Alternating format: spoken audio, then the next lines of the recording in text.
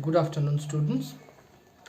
So, in our last online session, we were reading Act 4, I think. Yes.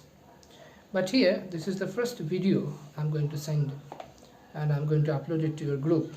That's why I chose to begin from Act 4, Scene 1, exactly from the beginning. That would be better, I think.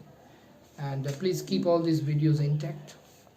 Whenever you feel or whenever you come across any kind of trouble, you have two options there. One to contact me and another to replay the video, and I believe that will help you a lot. So let's begin. This is Act 4 and Scene 1. This is citing that uninhabited island where Prospero is living with his daughter, the banished Duke of Milan is living with his daughter, and he has been waiting for that opportunity, for that day when he will have the scope to take a sweet revenge for all the wrongs that was done to him.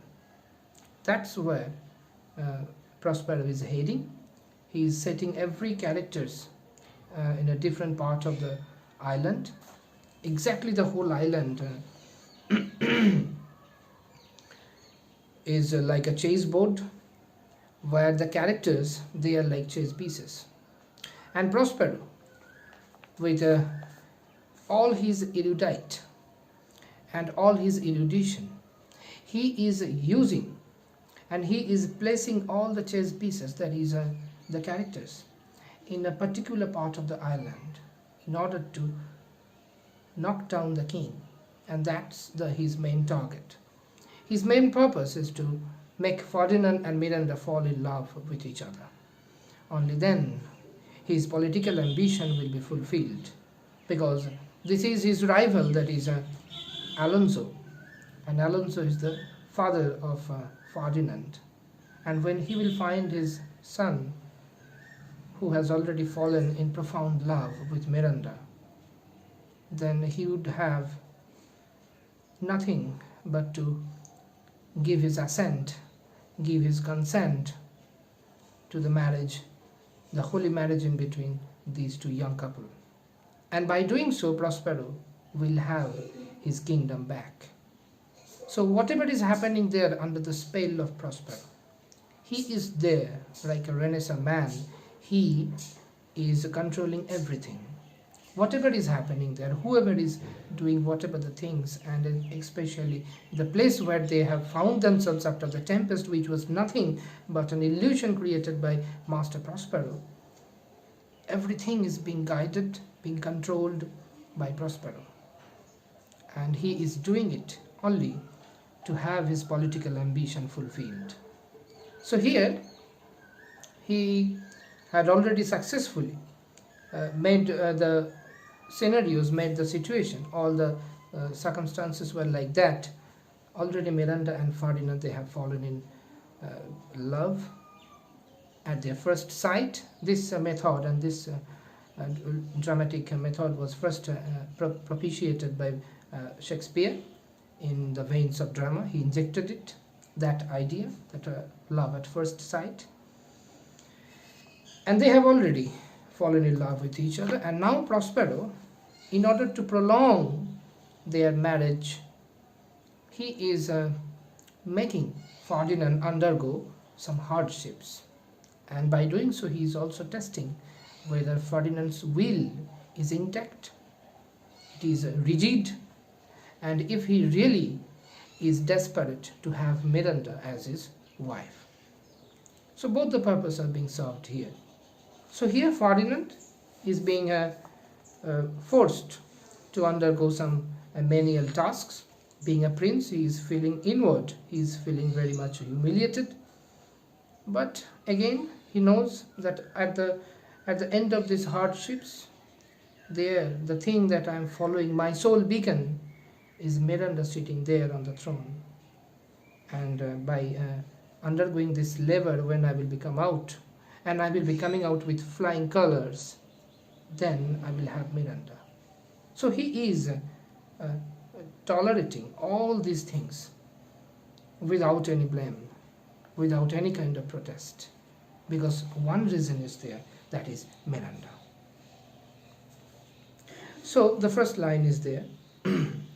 If I have too austerely punished you, means if my punishment means all the jobs which I made you, which I forced you to perform, if those jobs had been so harsh, so rigorous, don't blame me, because you have already passed your exam.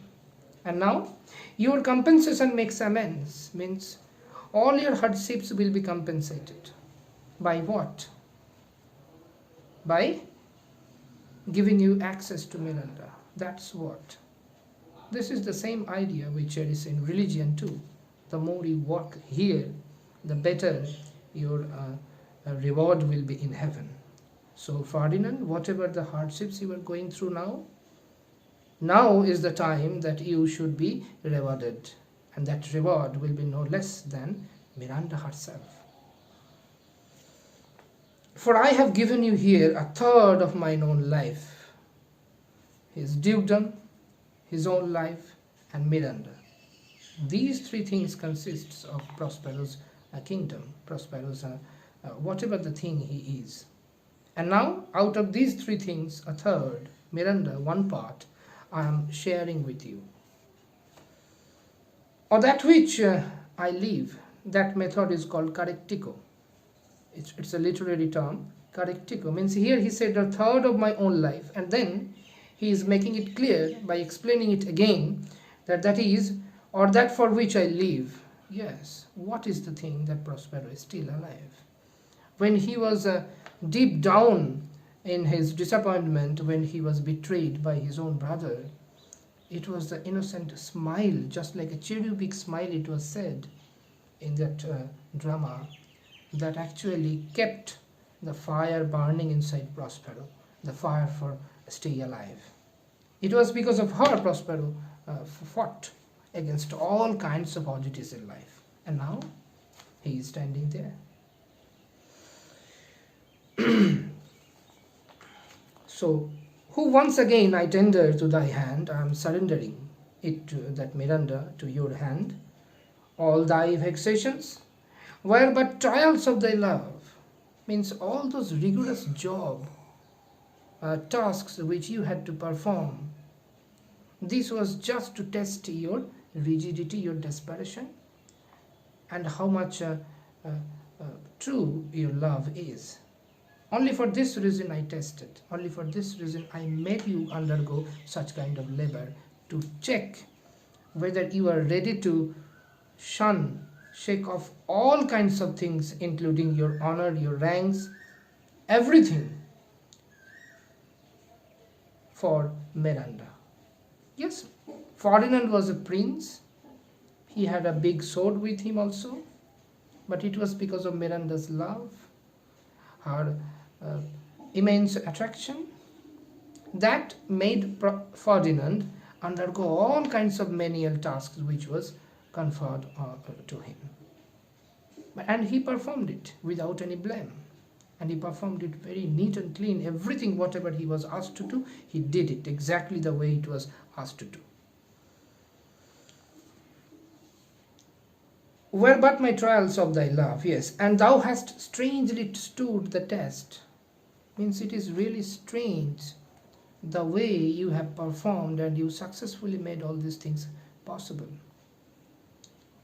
Here afore heaven, I ratify this my rich gift, my Miranda. I am ratifying this gift, I am sanctioning Miranda. I am giving you her future. I am bestowing Miranda in your hand. I am giving you all the rights over Miranda. Right now, heaven is the witness. O Ferdinand, do not smile at me that I boast her of. Yes, while Prospero said that Miranda is the richest gift I possess.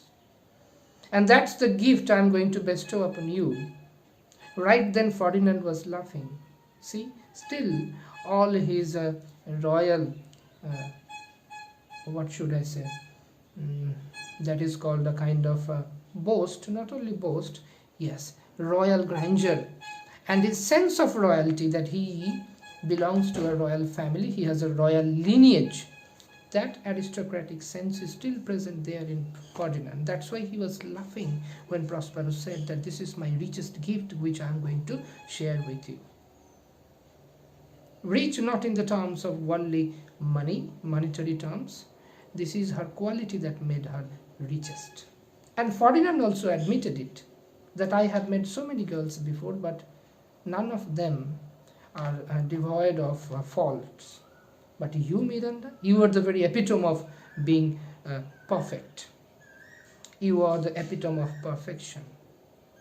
And that's why I value you than that of everything in this world. He said it before, while just before he proposed Miranda. But now when Prospero is reiterating the same thing, he is laughing. Because he is already aware of the fact that I have already passed my exam, and this is a matter of time that I will have access to Miranda. So for thou shalt find she will outstrip all praise, kind of extended, you can call it a kind of hyperbole. He is telling, and he is exaggerating the fact, the qualities, the value of Miranda by saying that she will outstrip all praise. No praise can properly describe her. All kinds of words will fall short before the kind of quality she possesses, and make it halt behind her. Yes, exactly. All kind of praise, they will halt behind her. She is beyond description. Ferdinand is telling now, oh, I do believe it against an oracle. Even if a man who can foresee the future, even that man tells me that Miranda's worth is not as much as Prospero is describing to be, even then I will not believe it. I will deny that person, even an oracle.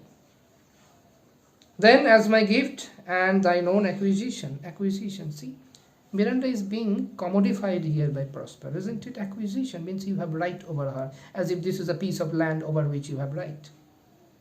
So marriage is here just a social contract and nothing else. All these things, this Miranda, this Prospero, and every single character, they are mere a puppet in the hand of Prospero, and he is pulling all the strings, and by that way, according to his wish, they are behaving. That's why whatever is going on there, its sole purpose is to fulfill the political ambition of Prospero and nothing else. See, thy own acquisition.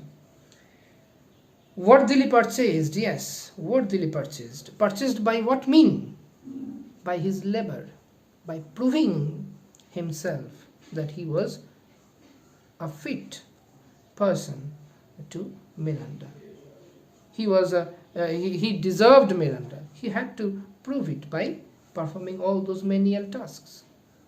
So it is his rigorous hardships, that was the price which he had to pay in order to have access to Miranda, in order to have acquisition over Miranda. Sit there and talk with her. She is thine own, thine, your.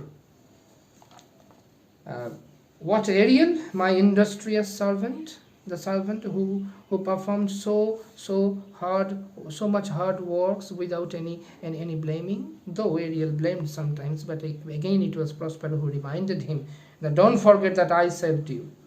So whatever Ariel did, how much industrious he might have been, but all these things were because of Prospero's power. Ariel knew that he could not overpower Prospero, and that's the reason he had no other option but to follow all the instructions of Prospero. It was not that Ariel fulfilled Prospero's wish because Ariel wanted to do it. Ariel had no other option but to do it. But now, whatever. Though he was bound to do it, but still he did it. And he performed all the tasks neat and clean. According to every single article, every single instructions what Prospero said, he gave, it was thoroughly followed by Ariel.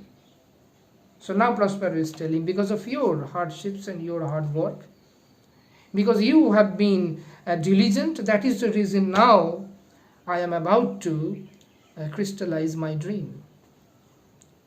Sit then and talk with her, she is thine own. What, Ariel, my industrious servant? Ariel, what would my potent master? Potent, as if omnipotent, like a god, full of power, my powerful master. Here I am. Thou and thy meaner fellows your last service did worthily perform, and I must use you in such another trick. So the tricks which you have been performing, now you have to perform one more trick. Before this action, something was done. I will ask you, and I will request you to write it to me. What was the last task assigned to Ariel? Assigned to Ariel, and what did he perform before? Right now, whatever he is going to do, he is going to arrange a masque. That was a kind of celebration which was practiced in the court of England, and especially to celebrate some royal marriage or any kind of occasion. So here Prospero, though he has lost his royal grandeur, but still it is in his mind. He never considered himself to be someone who is kicked out of the throne. He never considered it. And remember that thing, that unless you accept your own defeat, you are not defeated. That's what was going on with Prospero. He didn't accept his defeat. His perseverance made it possible for him to have everything back which once he lost. So that's what he is doing. So I will ask you to write it to me. Send it to me after you write that what was the last task performed by Ariel for which Prospero is praising Ariel. Okay, that he will write it to me. Remember it. Sorry, 93 probably. Just a second. Yes. I must use you in such another trick. Go bring the rabble, means all your meaner fellows, all other spirits over whom I gave you power. You are their master, so you bring all your herd of those spirits, over whom I give the power, here to this place. Bring them here, just before me. Incite them to quick motion, tell them come quick.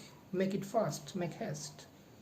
For I must bestow upon the eyes of these young couple some vanity of mine art. Now Prospero is trying to show, advertise his power by creating a masque performed by these all the spirits in order to entertain the newly married couple, though they are not yet married, but still newly engaged couple. That's what Prospero is doing. So he is maintaining all those royal etiquettes. Had he been on the throne of Milan, then he would have performed the same thing on the same occasion. So he doesn't want to miss that chance, and he wants to recreate the same thing using his vanity of art. That's what, nothing else. It is my promise and they expect it from me. That's the custom, that has been the custom right at that time, that in case of royal marriage there will be a masque. The father of the bride or the bridegroom will arrange everything. That is the same thing which is still practiced today, which we still practice today actually. Ariel presently means right now, with a twink, with a blink of an eye, as fast as you could. Before you can say come and go, and breathe twice, cry so. Each one tripping on his toe will be here with mop and mow. Mop and mow means making face. Do you love me, master? No. So before you say come and go, before you breathe twice, you inhale and exhale, in between that time they will be here, making faces, because they are spirits. But right now Ariel is asking Prospero, do you love me, master? Means he wants to know whether Prospero is still keeping his promise that after certain time, after certain work is finished, I will free you. That's the thing Ariel wants to know from Prospero. That's the promise which he wants to hear again and again from Prospero's lips. Dearly, dearly I love you means yes, I love you very, very, very much, profoundly. Dearly means profoundly. Now come, my Ariel, bring a corollary rather than want a spirit. Appear and petty and pertly, no tongue, all eyes be silent. This paragraph actually abridged. Here Prospero wanted to say that it is better to have more than one servant than to have a single person. So you come not alone, but all your corollary, all your groups, those rabble over whom I gave you power. You bring them and you present us the most beautiful mask that was ever held on the face of earth. That's what Prospero wants to create, wants to present, show Ferdinand how potent he is, and also make them entertained, because they are newly engaged. They are about to embark upon a new life. And that's why in the beginning they are presented all these entertainment by Prospero. This is his duty as a father, of course, and also in order to show how potent he is to Ferdinand. That's how the thing is going. So till now, till here, up to line, up to line 38, we have read. After that, there are so many references of some mythological characters. We will discuss it deeply, in detail, and why they are used, their symbolical significance will also be discussed in the online classes and live online classes and through this video that I will be doing by and by. My request to you is that do read the texts, play the video, you read the text, it will help you a lot. Okay, it will really help you a lot in order to write down the answers. Whatever the notes you are gathering, I don't know you have even any notes or not, whatever it is, but it is easy to have notes, have access to notes, but you know what, remembering those notes, keeping in mind, that is tough, and that will only be possible when you will go through the lines word by word. You will understand it, why those things were said, what are the themes that are imbued in this drama. After that, whenever you will write your answers, that will be at least a bit different from that of those who have not read the text. If you memorize some things ready-made, that will not help you. Really, that won't help you to score high. Believe me, unless you read the text, you cannot score high. And remember one more thing, that whenever you face any kind of trouble, I will be here doing my best to make all your doubts clear. So till then, let's call it a day. Tata, students.